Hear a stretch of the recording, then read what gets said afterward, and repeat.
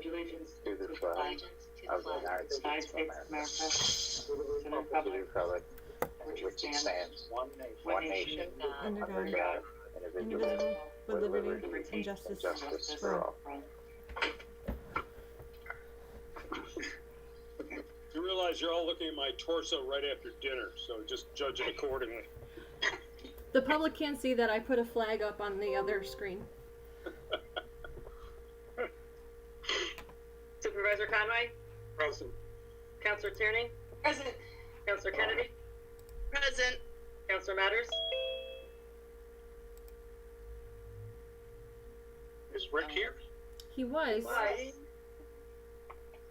I haven't seen him since I checked in. Yeah, his name was up on the. I saw his video. I'll come back. Counselor Fritz? Present. Okay. All right, so we can start if counselors have any comments. Counselor Tierney? Oh, what a beautiful day. Everybody was outside in my neighborhood towards the end of the day. Everybody's moods were up. People were saying hello. It was really, really nice. I got outside for a few minutes before this. Just a quick reiteration of my gratitude and appreciation to our chief and our assistant chief for their collaborative nature and the hard work and time they put into the process of the report. And of course, to our committee, who exceeded our expectations, who gave without complaint of their time and their thinking, and really remarkable contributors and collaborators, and so appreciative. And thank you to Supervisor Conway for sharing his amazing writing skills and his intellect with our community. And that's it for today. Wow. Counselor Kennedy? Thank you, Mr. Supervisor. East Greenbush School District started a program to fight hunger, and the East Greenbush Backpack Program, as it's called. This weekend is their spring food drive, and any non-perishable foods are welcome. Saturday and Sunday, they can be dropped off at 20 Mill Run, and they will go to help the backpack program to students and families in need in our community. And additionally, the Easter egg hunt is scheduled for March 27th, our town Easter egg hunt from 8 to 12 in the town park. Sign-ups are still being conducted. People can call the rec desk or email Mike Martin and martin@eastgreenbush.org. And additionally, with that Easter egg hunt, each age group is going to have their own time slot. So there will be COVID protocols in place and things like that, but March 27th, so that'll be great. And that's all I have for today. Thank you. Counselor Matters? Rick, you're muted. There you go. Thank you, Mr. Supervisor. I apologize for coming on late.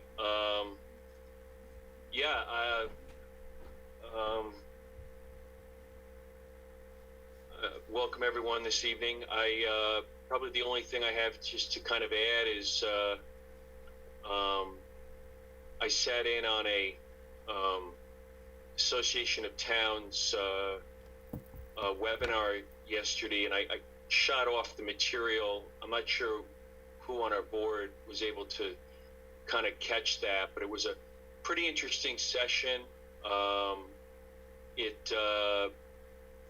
It went over a number of, kind of interesting issues that some of which may or may impact our town directly or indirectly. And, I thought it was, very edifying, I guess. But other than that, I hope everyone's safe and well. And, I may as well just put it out there for everyone. I do have COVID, unfortunately. I was tested, and so I'm going to be, hunkering down, as unfortunately so many others have had to do to deal with this. But my symptoms aren't too bad. My fever my temperature hasn't really been too elevated. So all in all, I'm just kind of keeping my fingers crossed for now. But it certainly hits you. You really come to the realization of what this really means when you get that report in that you're positive. So, but anyway, that's all I have for this evening. Thank you, Mr. Supervisor. All right. Well, Rick, if you really start feeling not well, call me because I have some tricks. I learned a few tricks while I was in the throes of that thing, but we hope you feel better soon. Sure. No, thank you very much. I appreciate that. Councilor Fritz? I'd just like to remind everyone that if we can all do our part to help keep things picked up, especially as we get into spring and the snowbanks are melting. I know I've been out walking and I've tried to pick up trash and stuff that I've seen around. I actually carry a bag with me when I walk on the trail sometimes and pick up stuff. But if we can all do our part to help keep things picked up and clean, we want to keep East Greenbush looking nice. That's all. Thank you. And all I want to do is I want to piggyback on what Tina said. We worked really hard on this police collaborative to come up with a plan. Last night we showed it to some of the police officers, the recommendations, and that seemed to go very well. Tina's way too modest. She did so much of the work on this. She designed a survey and analyzed it. She edited, she wrote, she formatted, she did the graphics. And the committee was great. We had these 5 citizens, if you will, who were really smart and varied and did a great job. And then there was the kind of 4-headed monster of the whole effort, which is downstairs. You have the chief and the assistant chief, and we don't know what that dynamic is like because there was a lot of demands, a lot of pressure, and all that. Tina, I hope you'll agree. I think we did very well. So there was no bloodshed upstairs. I can't speak for downstairs. But it really was a set of partnerships that the chief and assistant chief had to work together. Tina and I had to work together, and then we all had to merge it into this group. And the 5 people that we had to merge it with were really something. They did a great job. I'm not just saying these things because I'm so glad it's virtually done, because it was a lot of work. But it was a really good job. I think it accurately reflects where we are with our police department. And next week is public hearing, so we'll see how that goes. All right, with that, we'll go into the resolutions. And I'll try to connect you to the packets because the agenda itself is light for us, but there's still a week to go. First one, of course, is approving the meeting minutes. We all have faith in our town clerk. Trying to keep her on her toes. The next resolution is designated in April as National Donate Life, and April 16th as Donate Life Blue and Green Day. So I don't have to wear pink or purple or all kinds of colors I don't have. And on that day we'll wear blue and green. And this has a lot to do with organ donation and things of that sort. Resolution 66 is a resolution to settle an Article 78 proceeding and approve an easement agreement. Now you have some materials from Bill Ryan. You have a cover letter and you have the easement agreement in your package. What happened here was the Orsioli estate filed an Article 78 proceeding. They got denied at the zoning board. They were looking for 2 variances. They were looking for 2 area variances. One was lot size and one was dimensions. And they had 0.8 tenths of an acre.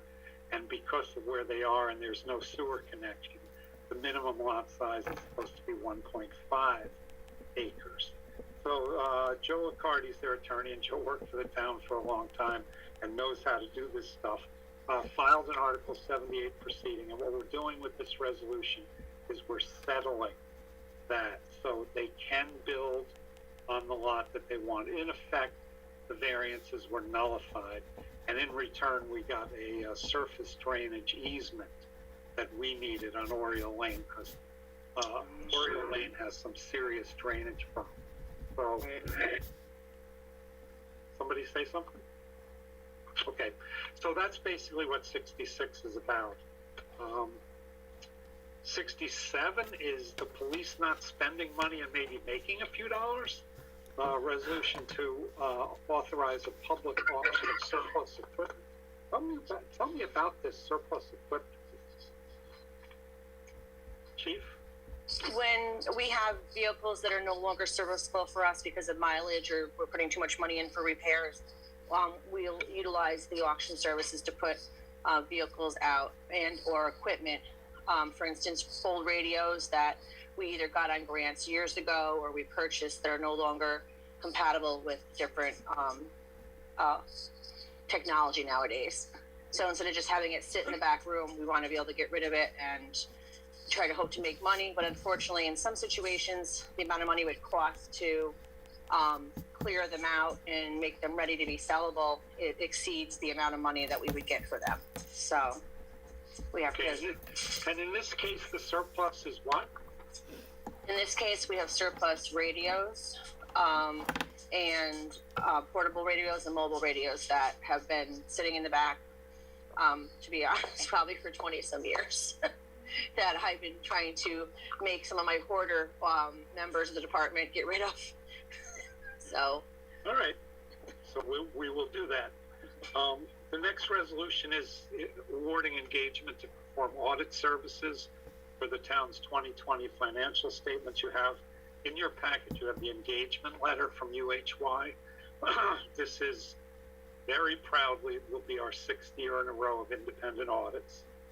The first 15 years of the 20th century, the town had 2. This will be 6 in a row. The cost is about $23,000, but it's worth it every time.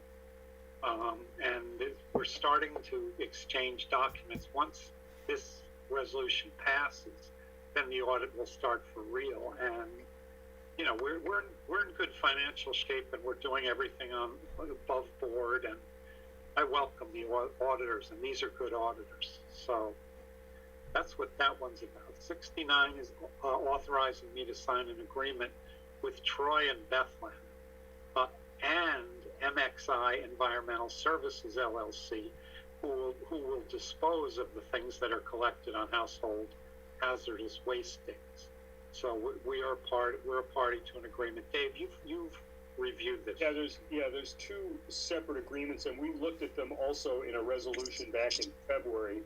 And then the 3 lawyers for Troy, Bethlehem, and us sort of went back and forth. We put in some changes because we have to have an agreement, an intermunicipal agreement among the 3 of us, where we're agreeing to work with Troy on their system, and the agreement will distribute these events around the 3 municipalities, but allow every citizen or every resident of the 3 municipalities to go to any of these events. You just have to sign up. And then there's a second agreement with the actual contractor who's removing the hazardous waste, which is MXI Environmental. They have the basic agreement with the city of Troy, and we had to make sure they were okay with us piggybacking on with Troy, and also that their insurance would cover us, and with pollution and so forth. I think both Troy and Guilderland within the last 4 months have received notices from the Georgia Department of Environmental Protection demanding restitution for damage that their hazardous waste disposal unit did, taking stuff down to Georgia. So we're trying to avoid any liability for the town down the road arising out of this process. But this will mean there'll be a regular, fairly frequent ability to dispose of hazardous household waste. There's a whole list of what you're going to be able to send there, and then people can sort of plan on that. It'll be, not sporadic. It'll be, at least 3 times a year, one place or another. Yeah, this year it'll be 4 times. which is nice. And it'll be interesting to see if citizens, I mean, one of the concerns I had, just a practical one, it'll be interesting to see if, like, citizens from East Greenbush go to Troy or go to Bethlehem, or do people from Bethlehem come up and go to Troy. It will be interesting to see how much intermingling there'll be, but it'll be convenient. I mean, It'll be very convenient. And we're using Rec Desk, which we use to people to register for camp and park facilities. We're using Rec Desk for signing up for household hazardous waste. We have 50 slots in the 3 events that are out of town, and we have 200 slots in the event that's in East Greenbush. So there'll be people coming. We've already had people signing up, which is, this is very popular, very, very expensive, very popular, but it's got to be done every once in a while. And this is the first time we're doing it. So, and in your packet, you have the draft of the agreement between MXI and the 3 towns, which is what this resolution specifically is about. Resolution 70 appoints Fred Henson to the East Greenbush Conservation Advisory Council. We tabled this last year, but Fred has gotten his opinion from his ethics person, and all he has to do is he has to recuse himself if they're deliberating on something that involves DEC. So next week when we pass this, we will have a full 5-person CAC. And somehow we've got to get them in motion. So, okay, Resolution 71 and 72 are paired. This is what Teresa Baker was talking to us about last week. What we have here is an escrow agreement between Regeneron and the town, and then what's called a betterment agreement between the town and DOT. What's going on here is DOT can't be directly funded by Regeneron. We're acting as a pass-through. So what this first resolution does is it's the part that requires Regeneron to put $2.3 million, give it to us, and we put it in an escrow account before the betterment agreement can be signed. And so what we're doing is this concerns the traffic signal at 151 and Temple Lane. It concerns the widening of the roundabout at Cow's Corner. It concerns the addition of a turning lane into Hampton Inn. And then there are some interesting connections to the roundabout that's going to be put at Route 4 and when you come off I-90 West. And so what the 2 resolutions do, you have all the documents in your packet, is we have to approve both the escrow agreement and the betterment agreement. Regeneron has balked at a couple of provisions in the escrow agreement. But the most important thing for us is that we want to minimize risk. We're just acting as a pass-through. So these documents have to protect us. If things go south, or if the cost gets too high, that we're not caught holding the bag, because we're doing enough on this. We're spending a lot of staff time, and it's taking up a lot of bandwidth just to be the pass-through. So that's what 71 and 72 are about, and you have virtually all of the documents for those transactions in your packet. And if you want, if everybody looks at it, if you have any questions, I can have Adam do a 3-page Adam email that will, put everything in perspective, summarize everything, give you everything you've ever tried to think about on the subject. So let me know about that. Resolution 73 is we're finally, Tina and I first encountered this when we got this grant in 2016. But this summer, the sidewalks are going to be constructed from Rensselaer City Line to Bruin Court on the Regeneron side of Columbia Turnpike. There'll be curbs, there'll be drainage, and part of what this resolution does is authorize the going out to bid for this project. The overall project is about $686,000. The town's part of that is about 135,000.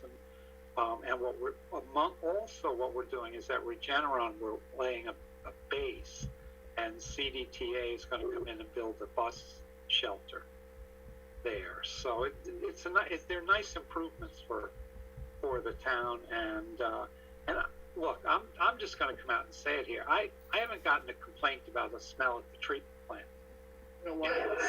in a very long time. Oh, good. Yeah, and Danny might have figured this out. You know, I don't want him to get cocky, but but he might have figured this out. What do you think, Dan? Well, we had our annual inspection yesterday, so Bonnie from DEC came by, and we're able to turn the blower off that actually sucks the fumes out of the holding tank. So that kind of stops the smell. And I told George, we want to basically aerate that sludge holding tank in the middle of the night. So when everyone's sleeping, we can run it from midnight till 5 in the morning and try to limit the odor that way. We're also, we're going to take the cover off and see how we're doing with the carbon. But, there's a couple things. The permanganate's working pretty well, too. So the other thing that's going on is Danny is building odor control into all the industrial discharge permits. So Regeneron, Gorelick Farms, Dunkin' Donuts, and Skodak. These are major, I don't want to call them offenders because they're just doing what they do, but they're really, really a heavy load on a treatment plant. And so we have industrial discharge permits with them, and we collect a lot of money from them, but now we collect more money from them because Danny has built a percentage that everyone has to contribute for odor control, which is really smart management. Yeah, Dan, thanks so much for you can never underestimate the impact of one smart thinker, and your thinking on this all along has just been so clever, and thank you for doing that. Yeah. When Danny first came back, and Scott was still commissioner, we put Danny down at the treatment plant, and it was kind of a trap because I knew Danny can't see how something works without trying to understand how it was built. And what he did by going down to the treatment plant is he figured out how a treatment plant is built and how it works. And so when he became commissioner, even Scott said, we've never had a commissioner who has that ability down in Greenbush. So, the industrial users might not like Danny as much as I do. But we're really, and we're not being aggressive with this, but they're paying their fair share. So great job, Dan. And with those sidewalks there, when the landscaping, grows in front of the treatment plant, that gateway, as the comprehensive plan calls it, to the town should start to look really good. And we're going to put a sign there, Tina, that we put on hold because the design wasn't, we weren't ready with it, but we funded it, and we're going to put a sign up there too. So Going to put the new motto on there, Jack, on the sign? the new motto, Are you going to put that on the sign? yeah, I don't know what the new motto is though. But We have to decide. We have to pick on it. We have to I submitted my suggestion. select one. yeah, okay. Well, we got some that were funny. Hold on, what was Dave's suggestion? I don't think we heard this one. Yeah, Dave. I think it was something like forward, together, stronger, or something like that. Just word, Yeah, I like it. yeah. I like it. It's better than Gateway to Adult World, which was also submitted. Yeah, but what are you going to do? Resolution 74 appoints Ricky Williams to the position of part-time MS4 technician. We tried this once before with a retired DPW employee. There's a lot of inspection that you have to do every year for the MS4 annual report, and you're inspecting outfalls. And what we discovered is Ricky not only knows every foot of the town of East Greenbush, but he was finding things that Adam didn't know. He went out one day and Ricky's probably the right person to do this. We don't have a controller statement on this one yet because our controller was down for the count today. He was had a personal day. So we'll get you that tomorrow when George comes back. But, you know, what we did is we budgeted for MS4. We budgeted for a planner, and we'll easily go a third of the year without having to pay that planner. So Adam felt we were falling behind on the MS4 program, and it needs a jolt. And Ricky's the guy who can look at these things and say, here's the piece of equipment we need. Here's what you have to do here. And so and the other thing about Ricky Williams is Ricky's a good paperwork guy. And that you really have to do that in this job. So Ricky was, you know, Nan was ready to throw Ricky out, so we decided to take advantage and see if he could do some part-time stuff. He's got a too, Jack, right? Oh yeah. Which adds to the administrative part, which you just indicated. Yeah. No, Rick. We tried this once before, but the gentleman we tried it for he was a great operator, but he wasn't a paperwork guy. He wasn't an administrator. Whereas Ricky has a lot of experience with this stuff. And the other thing is, you know, you got to keep up with Adam. So Ricky's 41 years. Every one of his 41 years of experience will come in handy working with Adam. But so that's what that is. We'll get you the controller statement tomorrow. Resolution 75 appoints Tommy White to the position of Code Enforcement Officer, and Tommy's spent the last year working with Kevin, doing the courses, taking the exams to become a certified code enforcement official. He's finished the courses. He's passed his exam. We had him in an administrative assistant title. What this does is put him in a code enforcement officer title on a provisional basis. He knows this. If there's a test, he's got to take it. He's got to be reachable, and so on. But we're happy with Tom. Tom's a good guy. And personally, I think he has the demeanor to be a really good code enforcement building inspector guy. He knows how to talk to people. He keeps this cool. He's very much in kind of Kevin's mold, and the two of them seem to get along great. So this puts Tommy in a different title. And 76, the last one is to reschedule the public hearing to receive public comments on the comprehensive plan. I've been working on Adam's changes and trying to get them organized, but with the police report, which is both an excuse and the truth, we got waylaid. So we're not ready to do the public hearing on the 24th. We're going to reschedule it for April 10th, and by next Wednesday, if we, depending on where we are, we might edit this resolution, make it April 7th. So, but we're not ready because we've got to get a condensed version of Adam's changes to you guys, and then we have to make the decisions. But we want to get this plan adopted. We've changed it enough so we think it requires another public hearing. So that's what this resolution does, is it schedules that. Mrs. Pangborn, what do you? Yep, the comprehensive plan is being rescheduled to April 14th. 14th, I'm sorry. Town clerk is sharp. No, you're right. The meetings are the 14th and the 21st. So if we had to, we'd push it to April 21st. And we're lucky that the April meeting's late in the month. So those are the resolutions we have so far.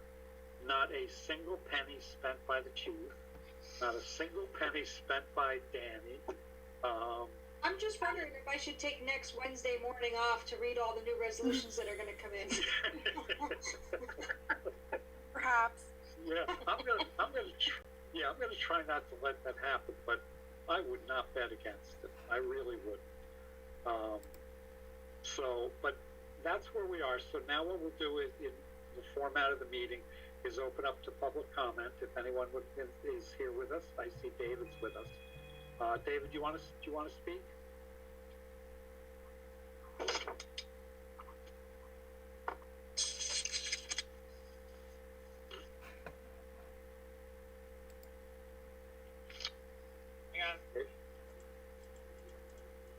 there, Dave? I'm here. Okay, do you want to say something? Well, there you are. But now you're muted. Okay, there you go.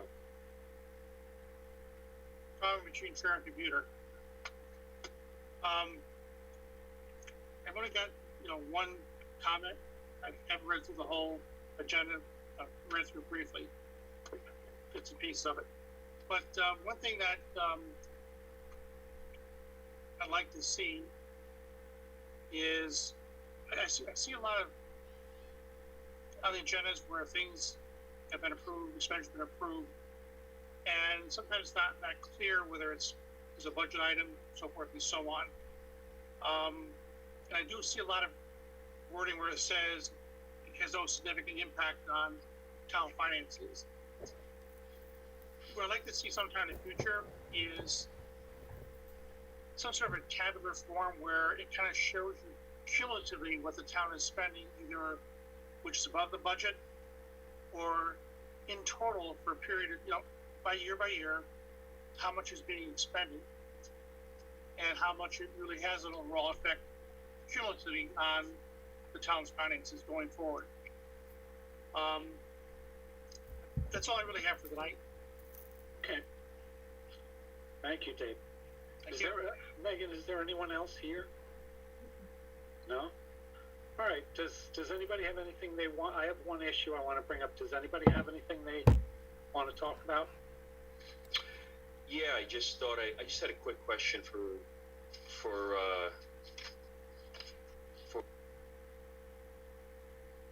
You muted yourself, Rick. Rick, you're muted. Rick, you're muted. Hey, Rick, we can't hear you. Meg, can you? I'm trying. I know Ellen already issued the notice as well as the substance of the local law, which you had crafted over a week ago. In terms of the thing that we were emailing on regarding the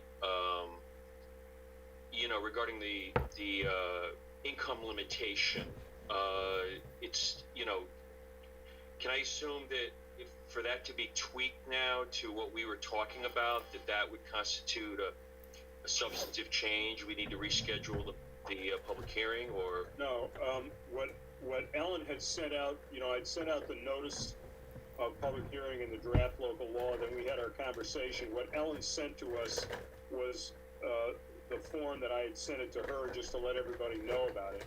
What I asked her to do is hold on and give me another day to look at that. And what Rick's talking about is one of the good things about hopefully codifying our law at some point in time is that there's some really old stuff in our local laws. And one of those old things is there's still a reference in there to the cap for exemptions or the income cap at $10,500.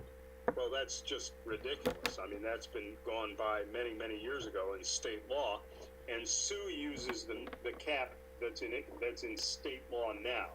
So what Rick had talked to me about is putting that in. It's something we ought to do, and putting it in. So I told him I'd look at it, and I still have time to add it tomorrow, which would be another. You'll recall the first thing we're doing is putting in or allowing the continuation of the provision that excludes uninsured medical expenses and self-paid medical expenses can be excluded from income for the purposes of determining whether you're eligible for a town property tax exemption and what percent. So what we may want to do is throw in that other issue in there also. We haven't missed that deadline yet, because Ellen said she could, as long as we got it done tomorrow, we could do it. So I just got to take a look at that tomorrow. I just haven't gotten around to it. Now, we don't have to reschedule it because it hasn't hit yet. Yeah, actually, what I had emailed you on, Dave, if you recall, was also the question. I mean, if we want to put the new cap, which I think is like $34,000,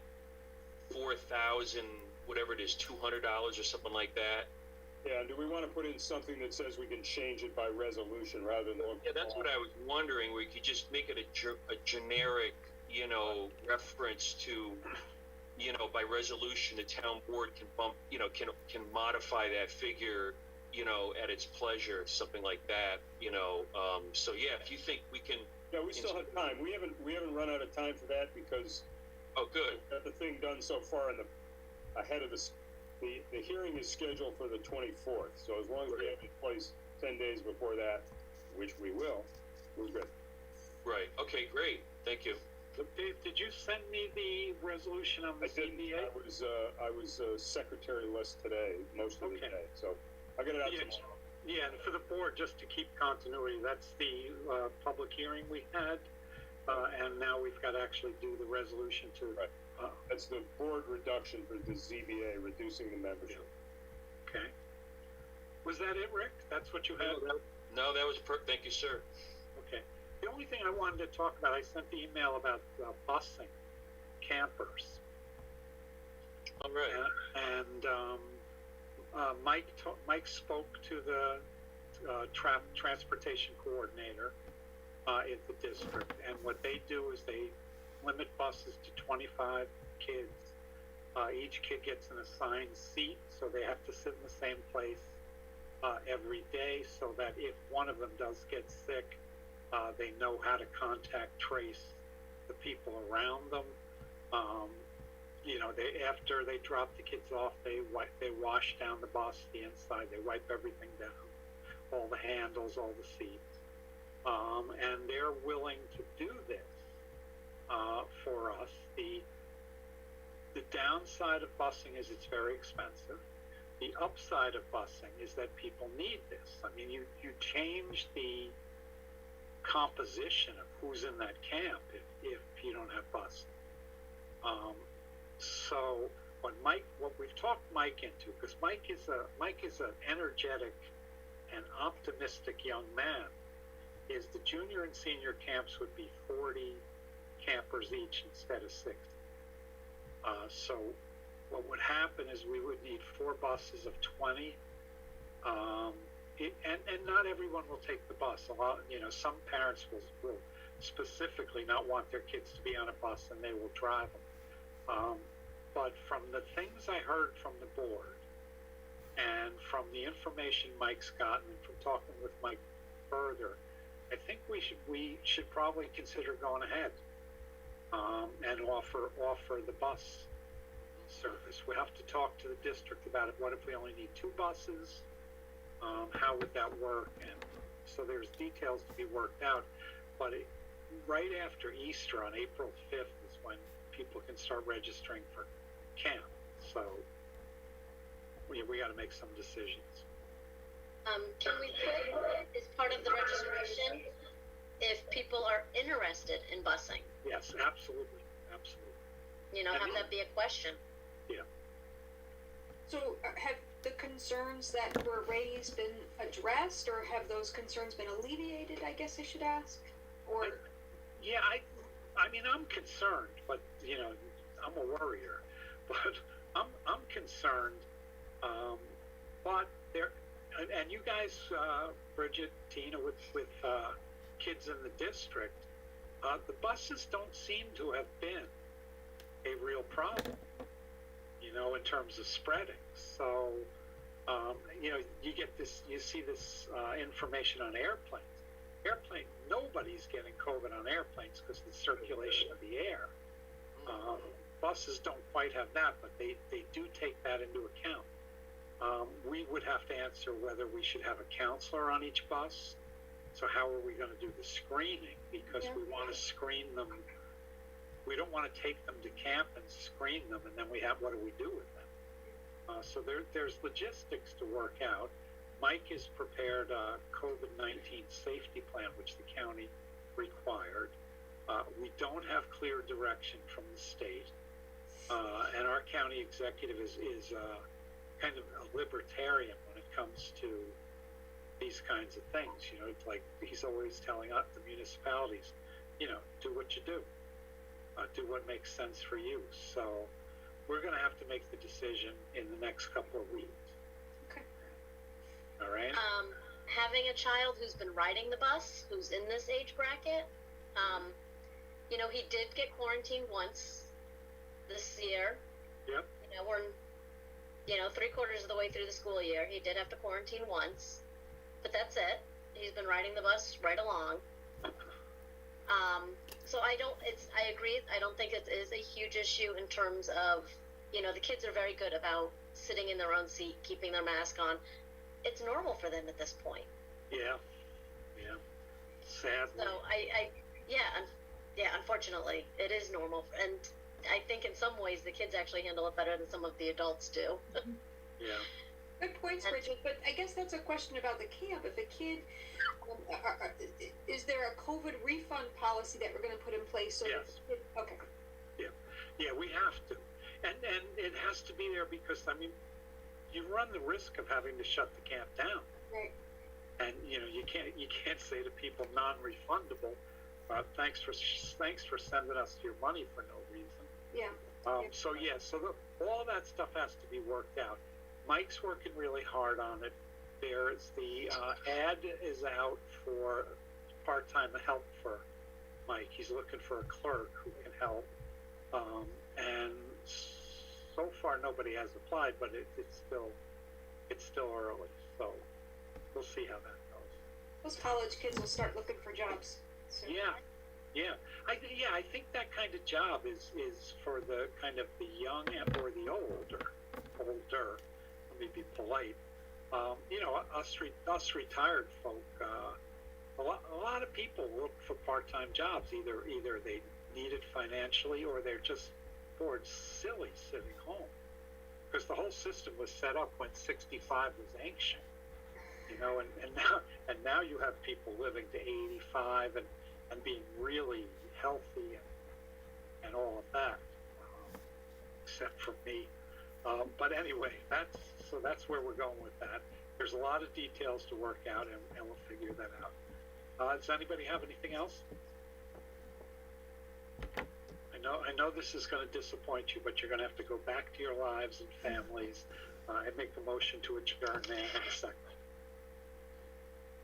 I will second that.